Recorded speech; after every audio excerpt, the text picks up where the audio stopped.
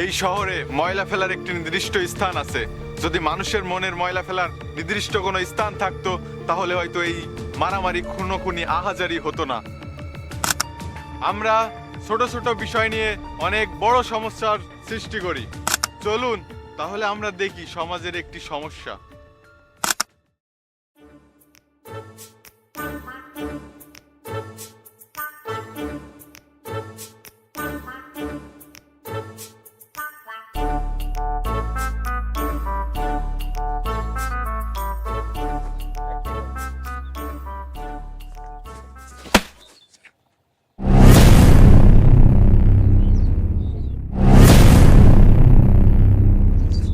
কিরে তোর চোখ নেই, ধাক্কা দিলি কেন? আমার তো চোখ আছে, তোর চোখ মনে হয় হারিয়ে গেছে। কি? এই তুই জানিস আমার ভাই কিটা? এই তোর ভাই কিটা আমি জেনে কি করবো? কি আমার ভাই চিনে কি করবি মানে? দাঁড়া, তুই আমার ভাই ফোন দিচ্ছি। হ্যালো ভাইয়া, তুই কোনে রে? এই হাই রোডে চলে আয়, দিনই বেলা গ্যাম জাম লাগছে।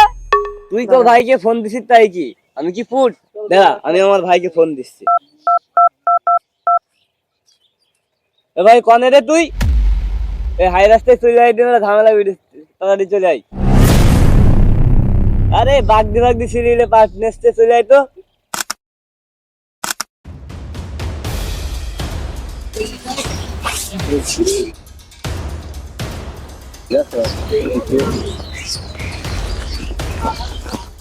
এই কি হইছে রে বল, ব্যস্ত বল। ওরে ওই তো আমার বাইক দিয়ে বলিছে, ওরে খাবো। ফাটে ফেললি ভাই, কি রে? কি হইছে কি রে? আমারও চলে কি গেছে হয়েছে ভাই। কিরে?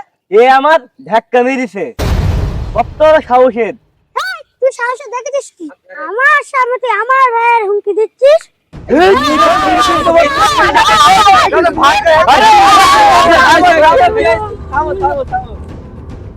ছোট বিষয় নিয়ে ঝামেলা ঝঞ্ঝাট করার দরকার নেই, মিটিয়ে ফেললি। এসব ছোটখাটো বিষয় নিয়ে যদি ঝামেলা না করে তা আমাদের কি সম্মান থাকবে? আমাদের ঠিক ঠিক ঠিক। তাহলে কি লোকে কি আমাদের ভয় পাবে নাকি? তাহলে এ ভাই, এ কি আমাদের হালখাতা নিচ্ছে নাকি? ও বাবা, এ বাচ্চা কয় কি? তুই বাচ্চা বললি তো?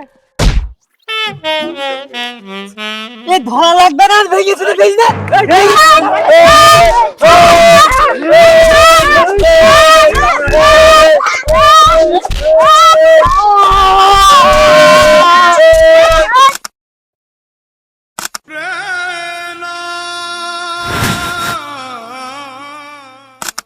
এই সমস্যাটি এত বড়ই হতো না যদি আমাদের ভেতর অহংকার না থাকতো, ভুল স্বীকার করার মন মানসিকতা থাকতো।